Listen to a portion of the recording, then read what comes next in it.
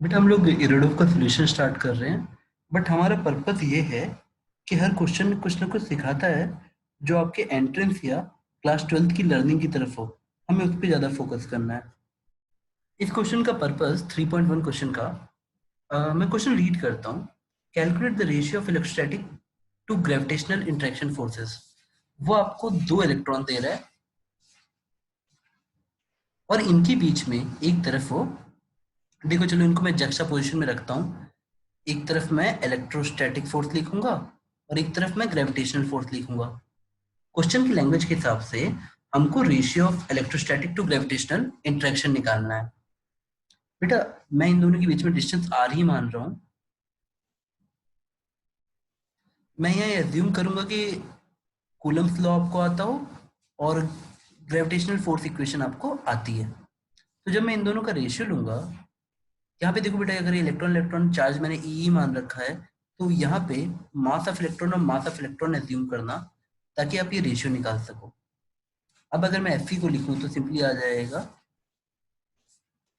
आपका के Q1 Q2 यानी ई स्क्वायर बाई आर स्क्वायर,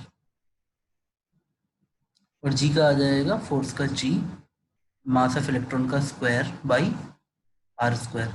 अगर मैं इन दोनों को डिवाइड करूं तो डिवीजन में आप देखोगे आर स्क्वायर कट जाएगा। आपका सिंपली ये रेशियो जाता है k by G into e square by m square. बेटा तो क्या वो आपसे ये वैल्यू पुटिंग करवाना चाहता है? नहीं।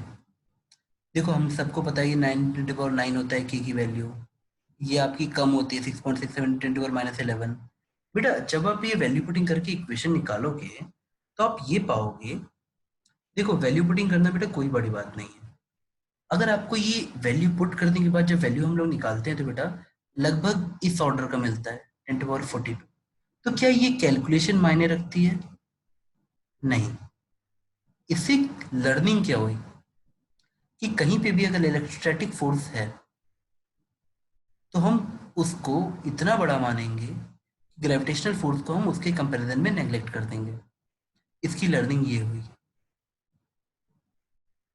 इलेक्ट्रोस्टैटिक फोर्सेस बट जैसे हमने क्लास 11th में भी चैप्टर नंबर 1 में पढ़ा था एनसीईआरटी में, जब टाइप्स ऑफ फोर्सेस पढ़ रहे थे कि इलेक्ट्रोस्टैटिक फोर्स काफी स्ट्रांग रहता है एज कंपेयर टू ग्रेविटेशनल।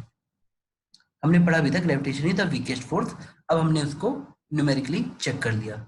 यही काम हम प्रोटॉन के लिए भी कर सकते हैं। लेकिन इसमें एक और चीज लिखा है इस क्वेश्चन में कि अगर कोई जनरल पार्टिकल है, मतलब कोई भी पार्टिकल जिसका चार्ज और मास रहता है, अगर ये दोनों फोर्सेस, बेटा देखो यहाँ पे हम इलेक्ट्रॉन और प्रोटॉन की बात नहीं कर रहे, किसी भी पार्टिकल की बात कर रहे हैं जिसके पास चार्ज और मास है। अब मैं इसका क्वेश्चन के सेकंड पार्ट पे आता हूँ। क्वेश्चन पे सेकंड पार्ट पे आने के लिए मैं इसको थोड़ा सा मिटा देता हूँ। रुको, यहाँ पे क्लियर करने का ऑप्शन कहीं ना कहीं होना चाहिए। ये रहा, हाँ क्लियर हो बेटा। सिंपली पूछा है कि ऐसा कहाँ होगा कि, एक सेकेंड बेटा इस पे क्लिक करते हैं, पेन में चलेगा। हमको दो आइडेंटिकल चार्ज और इनके बीच में मास है। आपसे पूछा जा रहा है ऐसा कब होगा जब इन दोनों के बीच में इलेक्ट्रोस्टैटिक फोर्स और ग्रेविटेशनल फोर्स की वैल्यू सेम आए। और हम इसमें एक नया टर्म जानेंगे, स्पेसिफिक चार्ज। हमारा स्पेसिफिक चार्ज का मतलब क्या होता है और इसकी इंपॉर्टेंस हमें कहाँ कहाँ मिलेगी। जब आप मैग्नेटिज्म पढ़ोगे तो भी specific charge Lawrence force equation में थोड़ा काम का आएगा। इसके सेकंड बिट में बोला है at what value of the specific charge यानी Q/m, Q/m की किस वैल्यू के लिए हमें electrostatic force is equal to gravitational force मिलता है। हाँ, अगर मैं इन दोनों को इक्वेट करूं बेटा, फिर से वही फॉर्मूला।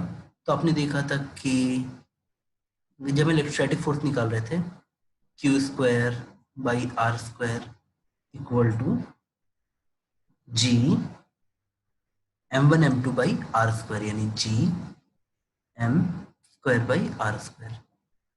हमारा आर स्क्वायर से बेटा आर स्क्वायर कट जाएगा और हमें जो charge by M ratio, Q by M ratio निकालना है, उसकी वैल्यू आ जाएगी। अगर आप ध्यान से देखेंगे तो therefore Q by M will be equal to हमारा जी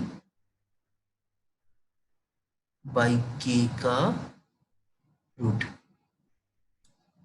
देखो जो वैल्यू बहुत छोटी आ रही है, मतलब अगर हमें कभी भी इलेक्ट्रोस्टैटिक फोर्स को ग्रेविटेशनल फोर्स के बराबर करना हो तो चार्ज का अमाउंट बड़ा कम होना चाहिए और मास का अमाउंट थोड़ा ज्यादा होना चाहिए, तब हमारा इलेक्ट्रोस्टैटिक फोर्स ग्रेविटेशनल फोर्स के बराबर होगा।